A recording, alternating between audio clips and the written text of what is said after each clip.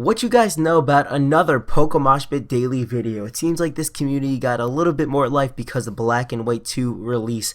Anyway, with the whole Black and White 2 bandwagon, I decided to hop on and give you guys a PokeMoshPit video. This one is going to be against NBZ. He posted this battle on his channel. I decided to post it to the Moshpit. For those who don't know, my name is Noah, YouTube name NoJNP, and I'm here to give you an OU Black and White 2 battle. If you guys do like this narration, please tell me down below by either commenting or giving me a like, and you can check out my channel because I'm doing daily uploads this whole summer. If you don't like it, as always, you can dislike the video, but I warn you right now, for every dislike there is, Wild Chase is going to post a picture-in-picture on PMP of him wearing a dress narrating a battle, so I don't really suggest that. Anyway, let's get on to the team previewer. I'm using a fairly non-standard team, to be honest with you guys. I'm only running Sandstorm because I want to combat the rain, and with the rain normally comes the new Tornadus form. I'm actually going to lead off with my Focus Sash Anti-Leak Keldeo, which is not really a viable set, but then again, what is a viable set for these new Pokemon that were just released? I'm going to lead off with this Keldeo, as he's going to lead off with a Cofagrigus. Was a fairly interesting lead choice on his part. I'm not really sure what he wants to do. I don't really care if he breaks my Sash at this point. I decided to go for the Hydro Pump first turn. Unfortunately, I missed. He's going to get the burn.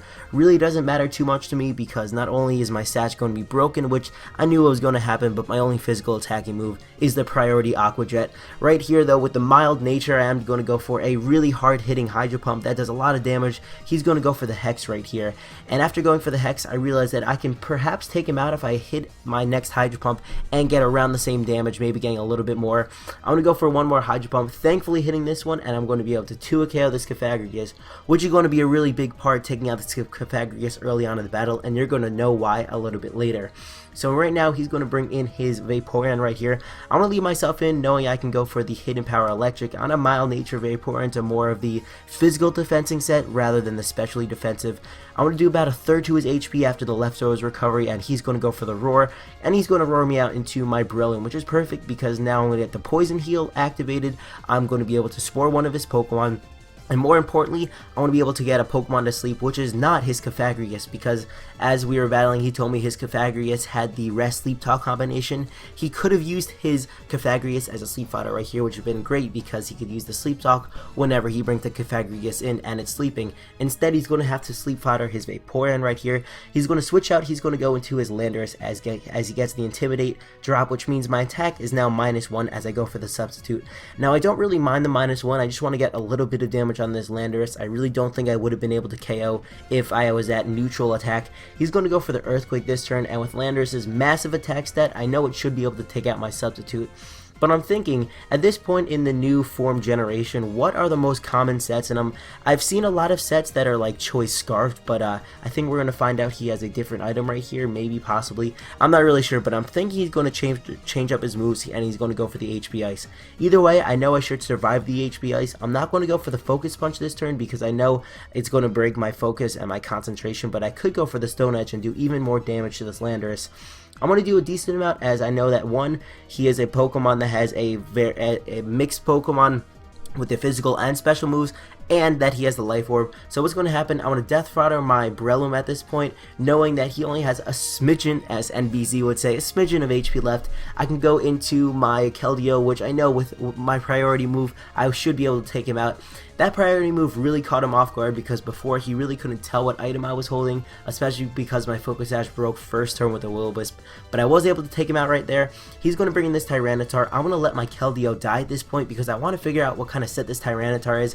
I see he's going to outspeed me with a Crunch, instantly telling me that he is a Choice Scarf set, so knowing that he is locked into this crunching action, I'm going to go into my Jirachi right here. I have a possibility to either go for the Body Slam and paralyze one of his Pokemon, or I can go for the U-turn and get some Switch Initiative. I'm actually going to go for the U-turn right here, and I'm going to U-turn into my own Tyranitar. With my Tyranitar, I know that he does not have the Air Balloon, and I have the ×4 Super Effective and Stab Earthquake I can go for, or I can get up the Rocks, which I actually carry Rocks in this Tyranitar. Tyranitar and not my Jirachi, which is the classic body slamming and the iron heading combination stuff. He's going to get up his rocks here, almost death foddering his Heatran in a sense, because I don't know, I guess he really wanted rocks at this point, and I want to easily, without a problem, take out this Heatran in one hit because of my massive attack and ×4 and all of that stuff. So now he's going to go into the Breloom. This Breloom is going to scare me out first turn because I know he's going to go for the Spore. I look at my team and I see what Pokemon I really don't need anymore and it serves the least amount of function. I want to let him Spore my Latias right here. It's pretty much just a Pokemon to take hits because it has very nice resistances. It is also a Wish support set, but I also have Wish on my Jirachi, so it kind of evens out. Now right here I do not see Poison Heal, so I'm kind of wondering what kind of Breloom this is. I checked the Breloom page and I learned that it also gets Technician, which I guess was released recently, especially with the release of Black and White 2. So it's kind of interesting because when I had my Breloom out in the field, he brought his new Landorus form in, and that's what's going to happen. I want to bring my new Landorus form, predicting him to maybe go for the Swords Dance. I'm not really sure, but anyway, he's going to pull the double switch. He's going to go into his Tyranitar, which should be able to outspeed me because it's Scarfed. I'm not really worried about the outspeeding because I know he shouldn't be able to take me out with whatever hit he wants to go for. This gives me an opportunity to go for the Rock Polish, meaning that I'm Adamant Nature, which gives me a huge physical attacking stat. I go for the Rock Polish, meaning my speed is just under 400, and I should be able to sweep pretty much every Pokemon in the OU metagame, barring the Scarf Pokemon. I'm going to go for the Earthquake right here with my massive attack stat, and the fact that it's super effective in stab is going to be able to take him out. And at this point, he's going to bring in his Breloom, which I'm thinking this is a Breloom, this is a Techno Top, not a Techno Top, Techno Loom. He might want to go for the Mach Punch. I think I can survive one, so I'm just going to go for the HP Ice. It's going to do a decent amount, probably about 75% of his health. He's actually going to go for the good play, knowing he's going to be able to survive a hit, so he's going to get up a Swords Dance.